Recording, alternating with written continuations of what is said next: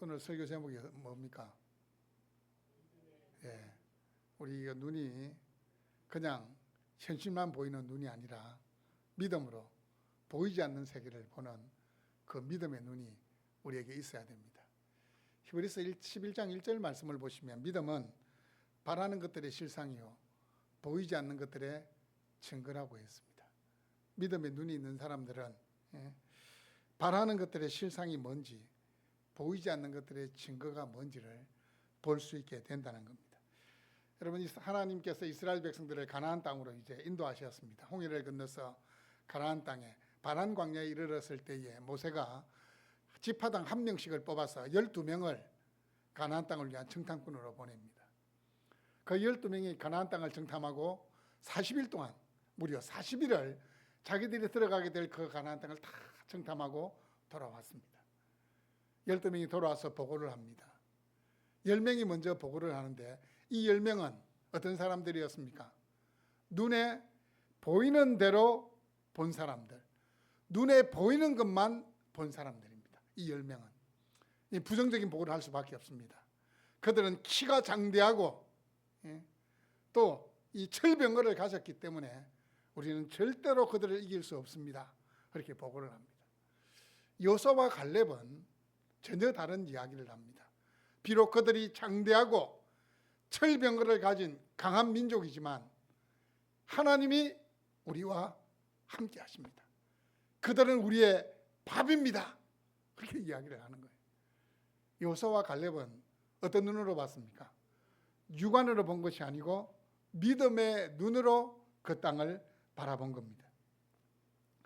이 하박국 3장 3절에서 7절을 읽었는데 이 말씀을 이렇게 딱 읽어보니까 이게 뭘 말씀하시는지 알겠습니까? 이게 뭘 말씀하시는지 알겠습니까? 잘 모릅니다. 뭘 말씀하시는지 잘 몰라요. 이 부분만 딱 읽었을 때는 뭘 말씀하시는지 잘 모릅니다. 하박국 전체가 무슨 말씀이냐? 하나님이 하박국 선지자에게 이제 남유다는 멸망하게 될 거다. 저 북쪽에서 오는 바벨론에 의해서 남유다가 멸망하게 된다. 이 하박국이 살던 그 시절이 이 남유다가 이 나라가 망하는 그 징조들이 다 보여지는 거예요. 권력이 있는 사람은 그 권력을 가지고 돈을 막 착취하고 이 악인들이 득세하는 그 모습이 막 눈에 보여지는 거예요.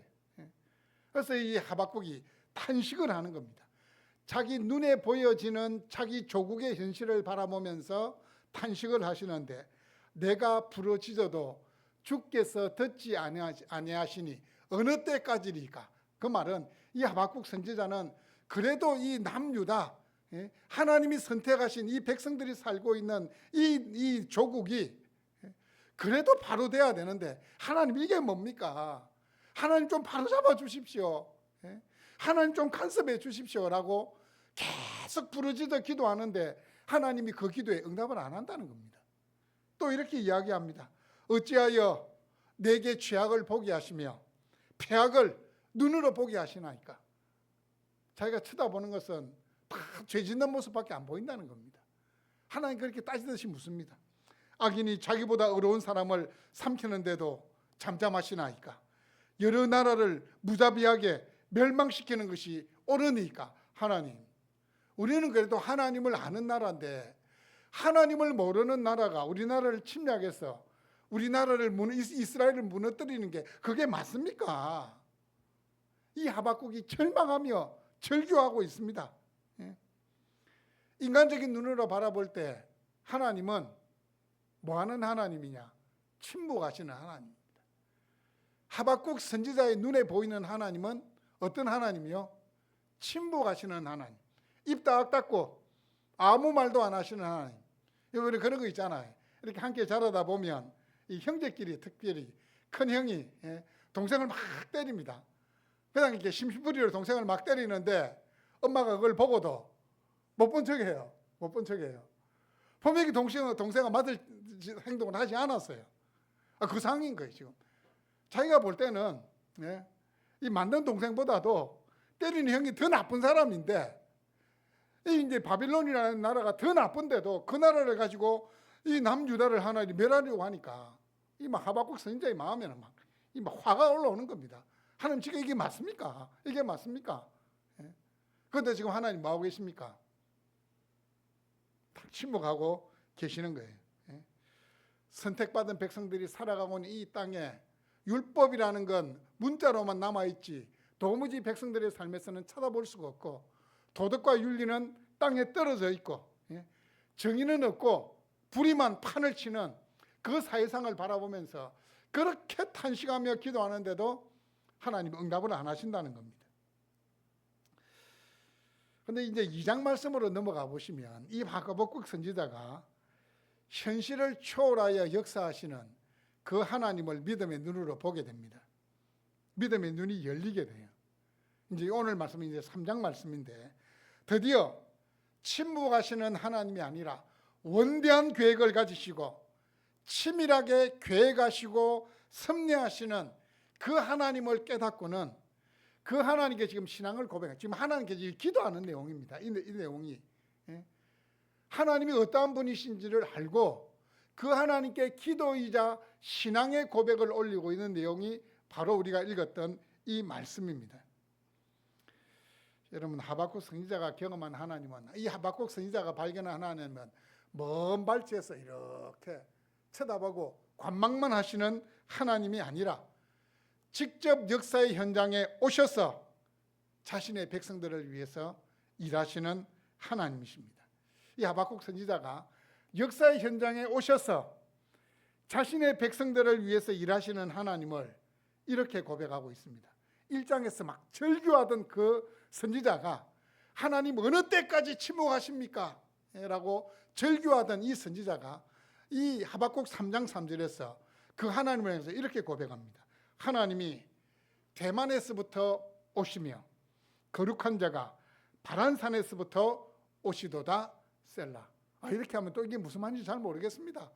하나님이 대만, 대만 그 대만이 아니고 어입니다. 이 대만에서 오신다. 또 거룩한 자가 바란산에서부터 오신다. 이 거룩한 자는 하나님을 이야기하는 거예요. 이 성경을 읽어보면, 이 구약 성경을 특별히 읽어보면 하나님이라는 이름을 가급적이면 반복을 안 하려고 합니다. 그 거룩한 이름이기 때문에. 그래서 다른 이름으로 표현으로 바꾸는데 그 하나님은 뭐로 바꾸고 있습니까? 거룩한 자. 하나님을 거룩한 자로. 자, 이 고백만 봤을 때 이게 뭘 의미하는지를 모릅니다. 그런데 이 3절의 고백은 과거에 이스라엘 백성들이 출애굽할 때의 장면을 연상을 시킵니다. 그들이 출애굽해서 가나안 땅에 들어갔던 그 역사적인 현장을 연상시키는 것이 바로 이 3절의 말씀입니다. 여러분, 대만이라는 이 말은 에서의 장자의 이름입니다. 창세기 36장 11절 말씀을 보시면 에서의 장자의 이름이 대만입니다. 대만. 이름의 뜻은 남쪽이라는 뜻입니다. 이 하나님이 대만에서부터 오신다라는 이 말은 이 남쪽에 시내산이 있는데 그 하나님이 시내산으로부터 오신다. 여러분, 시내산이 어떤 곳입니까? 모세가 이스라엘 백성을 대표하여 율법을 받은 곳, 하나님과 언약을 맺은 곳이 바로 이 시내산입니다. 이스라엘 백성들에게 있어서는 정말 언약, 하나님의 임재, 율법하면 딱 떠오르는 말이 시내산입니다. 하나님이 대만에서 보신다라는 말은 이 시내산을 염두에 둔 표현입니다. 그리고 바란산이라는 것은 이 시내산과 가데스 바네아 이 광야의 중간에 있는 산인데, 이 하나님과의 언약, 하나님의 임재를 상징하는 산이 이 바란산입니다. 자, 그렇다면 시내산과 바란산, 대만으로 대표되는 시내산과 이 바란산을 언급한 이유가 뭐겠습니까? 하나님이 그곳으로 보신다는 것은 무슨 말씀입니까? 네? 하나님이 언약하신 대로 자신의 백성들을 끝까지 붙잡아 주신다. 자신의 백성들을 위해서 하나님이 끝까지 일하신다는 것을 염두에 둔 표현이 이 3절의 표현입니다. 하나님이 대만에서부터 오시고 거룩한 자가 바란산에서부터 오시도다 라고 말씀을 하고 있는 겁니다. 여러분, 하나님께서 역사의 중심에 서셔서 택하신 백성들을 인도해 가시는 것을 보여주시기 위해서 이 하박국 선지자는 대만이라는 그 이름을 끌어오고 바란산이라는 그 지역을 끌어오고 있는 겁니다. 우리는 이 이야기를 들으면 무슨 말씀인지 모르겠지만 구약을 알고 있는 이스라엘 백성들은 이 말씀을 딱 들으면 이게 우리에게 무엇을 상징하는구나 알 수 있다는 겁니다. 그리고 여러분 일반적으로 성경에서 엘로힘 하나님을 이야기할 때는 엘로힘입니다. 엘로힘은 복수거든요. 복수를 표현하는데 오늘 이 3절에서 이 하나님은 단수형인 엘로하흐라는 표현하고 있습니다. 왜 이렇게 제가 히브리어를 이야기하느냐 하면 엘로힘이라는 일반적인 하나님의 이름을 쓰지 않고 단수인 엘로하흐라는 이 이름을 쓰는 것은 이 하박국 선지자가 전달하고 싶은 메시지가 있는 겁니다. 굳이 하나님을 단수형으로 사용하는 것은 이 심판자로 오시는 이 하나님을 강조하고 싶어서 그런 겁니다. 여러분 이 하박국 선지자의 불만이 뭡니까? 첫 번째는 자기의 나라 상황을 봐도 악인이 득세하고 정의는 사라져버린 그걸 보고 막 불평불만했었는데 하나님이 그렇다면 내가 심판해 줄게. 심판하는데 할례 없는 민족인 바벨론을 통해서 심판한다니까 이 하박국 선지자는 또 그게 불만인 거예요. 어떻게 할례 없는 민족이 우리를 심판할 수 있습니까? 라고 불만을 가지는 거예요. 하나님 말씀하시는 거예요. 야, 그럼 내가 그 백성을 통해서 내 백성들을 징계하는데 내가 그 백성들을 가만두겠냐? 그 바벨론도 내가 반드시 심판하신다는 것을 보여주기 위해서 하나님의 이름을 단수로 지금 사용하고 있는 겁니다. 하나님과 동요로 쓰인 호칭이 거룩한 자입니다. 거룩한 자. 여러분 하나님이 거룩하니 하나님이 뭐라고 했습니까? 너희도 거룩하라고 했습니다. 제가 늘 강조하는데 여러분 거룩이라는 것을 쉽게 말하면 뭐라 그랬습니까? 거룩은 구별이 되는 겁니다. 거룩은 분리가 되는 겁니다. 섞여 있어도 표가 나는 겁니다. 군계일학. 학이 당무리 가운데 있으면 표가 납니까? 표가 안 납니까? 쭉 하얀 게 쭉 올라 있으니까 표가 나는 거예요. 다시 말해서 예수 믿는 사람은 군계일학이 돼야 돼요. 군계일학. 어디 가든지 표가 나야 돼요. 어디 가든지 달라야 돼요. 어디 가든지 구별이 돼야 돼요. 여러분 또 이 하나님이 거룩하시다는 것은 하나님이 교회 가시고 일하시는 것은 항상 선할 수밖에 없다는 것을 말씀하고 있습니다. 시편 23편에서 다윗이 하나님에 대한 자신의 신앙을 고백합니다. 여호와는 나의 목자시니 이렇게 고백하고 마지막 6절 말씀해 보시면 어떻게 고백하느냐 하면 내 평생에 선하심과 인자하심이 정녕 나를 따르리니 내가 여호와의 집에 영원히 살리로다. 자, 이 다윗이 여호와 하나님께 대한 그 신앙을 고백하는데 마지막 고백이 뭡니까? 여호와의 선하심, 내 평생의 선하심과 인자하심이 정녕 나를 따르리니. 여러분 다윗이라고 해서 어디 복만 받았습니까? 다윗이라고 해서 좋은 일만 있었습니까? 치욕을 겪었습니다. 자신의 아들이 반란을 일으켜가지고 쫓겨났어요. 맨발로 예루살렘 성을 떠날 수밖에 없는 치욕을 경험했습니다. 그럼에도 불구하고 다윗이 하나님을 향해서 어떤 하나님이라고 고백합니까? 하나님은 선하신 하나님입니다. 여러분 꼭 기억하세요. 여러분 인생에 여러분이 바라지 않는 일들이 일어나더라도 우리의 입술에서는 하나님은 선하십니다. 하나님은 선하십니다라고 고백해야 돼요. 왜냐하면 하나님은 그것까지도 합력하여 선을 이루시는 분이시기 때문입니다. 다윗의 마지막 고백이 선하신 하나님이라고 고백했듯이 여러분의 마지막 고백도 언제나 하나님은 선하십니다라고 고백할 수 있기를 바랍니다. 여러분 셀라라는 표현이 셀라. 셀라가 어떤 표현이 무슨 뜻일까요? 셀라. 시편에만 주로 나오는데 이 하박국에도 이렇게 나와요. 셀라. 자, 오늘 이 3절 말씀해 보니까 하나님이 대만에서부터 오시고 거룩한 자가 바란산으로부터 오시는도다 셀라 이렇게 이야기해요. 그럼 셀라라는 말은 어떤 내용이 중요할 때 쓴다는 건 아시겠죠? 아무데나 붙이는 게 아니고 아주 중요한 내용일 때 셀라, 이 심판자로 오시는 하나님, 셀라 이 말은 셀라라는 이 말은 그 음을 높이라는 거예요. 여러분 시편은 뭔지 아십니까? 곡만 붙이면 노래가 되는 겁니다. 이 하박국이 고백한 이 내용도 지금 이 하박국이 지금 기도로서 하나님께 노래를 어떻게 하면 올려드리고 있는 거예요. 그래서 이게 이 바란산으로부터 오시는도다 셀라 하고 이 심판자로 오시는 하나님을 딱 강조하기 위해서 그 부분을 높여라 했더니 높여라. 예? 다시 말하면 오케스트라 같으면 이 중요할 때 높일 때 뭐합니까? 심벌자 아시죠? 큰 심벌자 쫙 치는 거예요. 그냥 치는 게 아닙니다. 딱 진짜 중요한 포인트에 심벌자 한번 빡 날립니다. 빡 날리면 이 음악에서 이 부분이 중요하구나, 강조하는 부분이구나. 예? 셀라라고 표현한 것은 심판자로 오시는 하나님하고 쫙 높이는 겁니다. 예?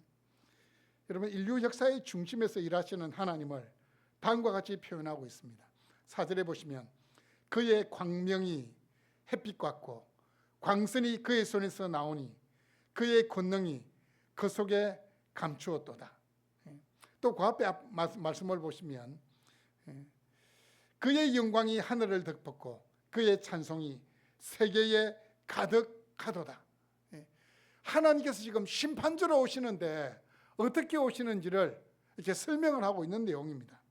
특별히 3절 그의 영광이 하늘을 덮었고 그의 찬송이 세계에 가득하도다. 여러분 이 말씀이 무슨 말씀 같습니까?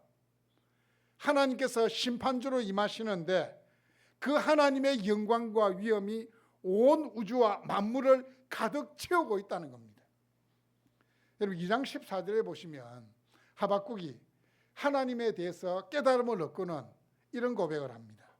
이는 물이 바다를 덮은 같이 여호와의 영광을 인정하는 것이 세상에 가득함이니라. 여호와의 영광을 인정하는 것이 세상의 2장에서는 하나님의 영광이 이 세상 가운데 가득하다 했는데 이 3장에서는 하나님의 영광이 어떻게 해요? 온 우주에 가득하다라고 지금 고백을 하고 있는 겁니다. 여러분 구약 성경을 보시면 하나님의 임재를 나타내는 상징적인 이 도구들이 있습니다. 그게 뭐냐? 구름, 불, 연기 이런 게 하나님의 임재를 이야기할 때 꼭 등장하는 소재들입니다. 구름 가운데에, 불 가운데에, 연기 이렇게 나오는데 이 4절 말씀을 보시면 이 하나님의 나타나심을 어디에 비유하고 있습니까? 햇빛에 비유하고 있습니다. 빛에 비유하고 있습니다. 그의 광명이 햇빛 같고 광선이 그의 손에서 나오니 그의 권능이 그 속에 감추어졌도다. 하나님의 영광과 권능을 빛으로 묘사하고 있습니다. 빛. 여러분 요한계시록 1장 16절 말씀해 보시면 하늘 보좌에 앉아 계시는 우리 주님을 묘사할 때도 그의 얼굴은 해가 힘있게 비치는 것 같더라. 영광의 보좌에 앉아 계신 우리 주님을 묘사할 때도 얼굴이 해가 힘있게 비치는 것 같더라. 이렇게 묘사하고 있습니다. 여러분 죄인인 인간이 감히 근접하지 못할 거룩한 하나님을 햇빛에 비유하고 있습니다. 햇빛은 어둠을 몰아냅니다. 아무리 캄캄해도 거품이 돼가지고 달빛이 없어가지고 칠흑 같은 어둠이라도 먼동이 터고 태양이 떠오르게 되면 이 빛은 만유에 비치게 됩니다. 그럼 어떻게 됩니까? 어둠은 물러가게 되는 거예요. 하나님이 심판주로 오시게 되면 세상을 뒤덮고 있던 모든 악은 한꺼번에 다 정리가 되는 겁니다. 하나님이 정리를 하시는 겁니다. 이 하나님의 나오심은 이 하박국 선지자가 생각할 때 도무지 무너뜨릴 수 없을 것 같은 강력한 악인 이 바벨론도 한순간에 둘러엎으시는 심판하시는 하나님을 보여주기 위해서 하나님을 햇빛에 비유하고 있는 겁니다. 그리고 하나님의 심판의 철저함을 보여주기 위해서 5절에서 이렇게 고백합니다. 역병이 그 앞에서 행하며 불덩이가 그 발밑에서 나오는도다. 역병, 불덩이, 이게 무슨 말일 것 같습니까? 이건 바로 전염병과 심판의 도구로 사용하시겠다는 겁니다. 여러분 옛날에는 과거에는 위생관념이 많이 부족했습니다. 뭐 제가 어릴 때만 해도 70년대 제가 초등학교 다닐 때만 해도 저학년 시절만 해도 위생관념이 부족했어요. 제가 이야기하잖아요. 겨울만 되면 친구들 보면 이 옷 소매가 어떻게 됩니까? 코를 하도 닦아가지고 그때 초등학생 아이들은 왜 이렇게 시퍼런 코를 많이 흘려 모르겠습니다. 코를 갖다 이 소매에 하도 닦아가지고 딱지가 안 들어서 더덕 반질반질할 정도로 소매가 그것뿐입니까? 아침 조회한다고 서 있으면 제가 이야기했잖아요. 제 앞에 서 있는 여학생 머리에서 이가 오르락 내리락 하고 있더라고요. 우리나라에도 70년대 80년대까지만 해도 위생관념이 부족했기 때문에 전염병 또 특별히 결핵 뭐 이런 게 참 많이 있었습니다. 그런데 이 과거에 지금으로부터 적어도 이게 3,500년 전인데 어떻겠습니까? 이때 어떻겠습니까? 전염병이 한 번 돌면 어떻게 됩니까? 지금까지 의술이 발달했는데도 우리가 5년 전에 코로나 돌아가지고 우리나라 전 세계가 셧다운 됐잖아요. 전 세계가 멈춰버렸어요.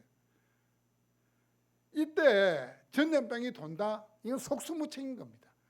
특별히 군대가 이제 어떤 나라를 정복하기 위해서 출정을 했는데 갑자기 전염병이 돌았다. 어떻게 되겠습니까? 그냥 전쟁도 하기 전에 초토화가 되는 겁니다. 하나님의 심판의 철저함을 이야기하기 위해서 하나님은 전염병이라는 도구를 통해서 그들을 심판하신다라고 말씀을 하고 있는 겁니다. 하나님께서 심판의 칼을 한번 빼시면 피할 수 없다는 것을 강조하기 위해서 전염병을 통해서도 설명을 하고 있는 겁니다. 하박국 선지자의 고백에 변화가 일어난 것은 그가 처해 있는 외적인 환경이 바뀌어서가 아닙니다. 이 하박국 선지자가 막 1장에 보면 막 절규하고 기도하고 있는데 지금 3장에 이르러가지고 나라가 갑자기 막 바뀐 게 아닙니다. 왕이 갑자기 막 새 사람이 돼가지고 막 하나님하고 하나님을 찾고 있고 막 권력을 가진 사람이 물질을 가진 사람이 이렇게 막 가난한 사람들에게 자기 물질을 나눠주고 그런 거 아닙니다. 바뀐 거 하나도 없어요. 똑같아요. 누가 바뀌었습니까? 하박국 선지자가 바뀐 거예요. 뭐가 바뀌었습니까? 세상을 바라보는 자신의 눈이 바뀐 겁니다. 자기는 지금 막 불의가 판을 치니까 정의가 실종되어 있으니까 하나님은 안 계신다 생각했는데 천만에요. 자신의 나라를 새롭게 하시기 위한 이 하나님의 심판의 시간이 계속해서 돌아가고 있다는 것. 그럼에도 불구하고 하나님은 역사의 주인이시라는 것을 이 하박국이 깨닫게 된 겁니다. 믿음의 눈으로 보게 된 겁니다. 믿음의 눈으로 바라보니 하나님의 위대하심을 발견하게 된 겁니다. 인류 역사의 거대한 물줄기를 이루어 가시는 하나님을 단편적으로만 바라보다가 이제는 그 하나님을 입체적으로 이해하게 된 거예요. 입체적으로. 우리도 이렇게 뭔가를 보는데 우리 시각은 입체적으로 보지를 못해요. 이렇게 위에서 내려봐도 안 돼요. 안 돼요. 우리는 딱 보이는 것만 봐요. 이 영적인 시각이 딱 보이는 것만 보면 그건 이렇게 아주 초보적인 거예요. 하박국도 단면적으로만 봤는데 지금 자신의 영안이 열려가지고 하나님이 하시는 일이 입체적으로 보이는 거예요. 앞에도 보이고 옆에도 보이고 뒤에도 보이고 위에도 보이고 밑에도 보이고 이 하나님이 하시는 것이 그냥 입체적으로 다 보이니까 환경이 바뀐 거 하나도 없어도 지금 고백하는 거예요. 하나님이 선하시다 고백하고 하나님은 심판주로 오신다라고 고백하고 그 하나님의 심판은 철저하게 임할 것이라고 고백하고 있는 겁니다. 사랑하는 여러분, 여러분도 전 우주와 만물을 입체적으로 역사하시는 그 하나님을 볼 수 있기를 바랍니다. 여러분의 눈이 그렇게 열려지기를 바랍니다. 하나님이 하시는 모든 일은 선하십니다라고 고백할 수 있기 위해서는 이 하나님이 입체적으로 보여야 돼요. 입체적으로 역사하시는 하나님을 이해하게 되면 하나님 앞에서 잠잠할 수밖에 없습니다. 6절을 보십시오. 그가 서신적 땅이 진동하며 그는 하나님입니다.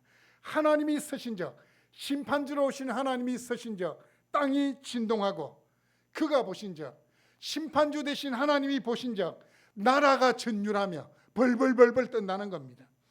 영원한 산이 무너지며 무궁한 작은 산이 엎드러 지나니 섰다 이 말은 그냥 평범한 말이 아닙니다. 하나님이 섰다 이 말은 하나님이 자신의 백성들을 위해서 싸우시는 모습을 나타낼 때에 섰다라는 단어를 떠올립니다. 이스라엘 백성들이 출애굽할 때에 홍해에 이르렀습니다. 앞에는 시퍼런 홍해가 놓여 있고 뒤에서는 지금 바로의 군대가 추적하고 있습니다. 그때 한번 읽어보십시오. 그때 하나님의 사자가 이스라엘과 애굽 진 사이에 서 있습니다. 섰습니다. 그때 서게 되자 어떤 일이 일어납니까? 구름과 흑암이 애굽 진영에 덮입니다. 진퇴양난이 빠지게 됩니다. 앞으로도 뒤로도 가지를 못하는 겁니다.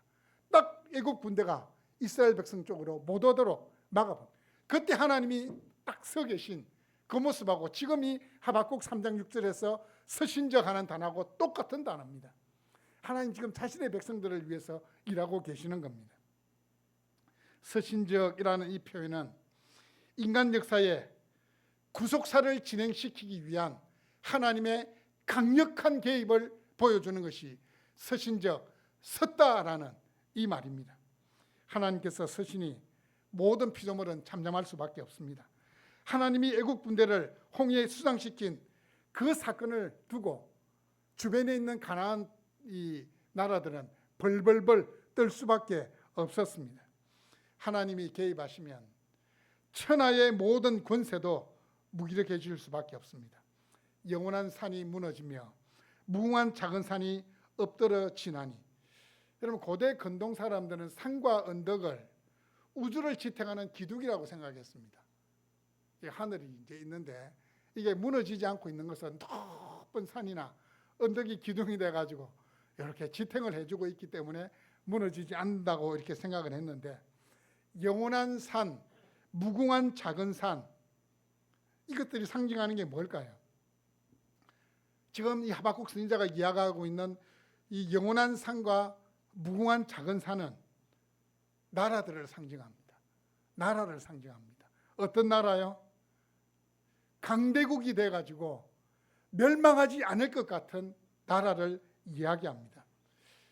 하박국 선지자가 생각할 때 그 나라가 지금 어떤 나라입니까? 바벨론이라는 나라입니다. 무궁한 산, 영원한 작은 산처럼 무너지지 않을 것 같은 그 나라 바벨론입니다. 그런데 그게 어떻게 된다 그랬습니까? 어떻게 된다고 고백하겠습니까? 영원한 산이 무너지고 무궁한 작은 산이 엎드러지나니.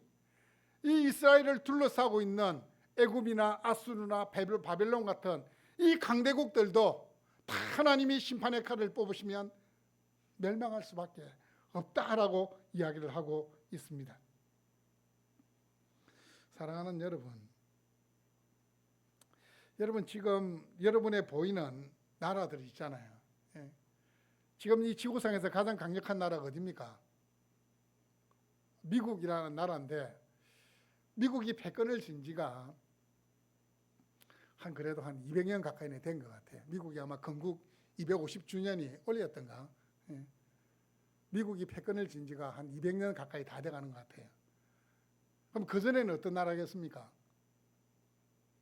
해가 지지 않는 나라고 생각한 대영제국 영국이 패권을 쥐고 있었습니다.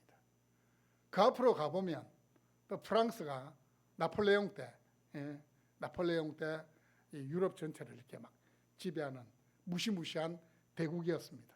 가면 이제 마케도니아 같은 알렉산더도 있을 것이고 또 넘어가면 로마, 페르시아, 바벨론 이런 나라들이 있습니다. 자, 어떻습니까, 여러분?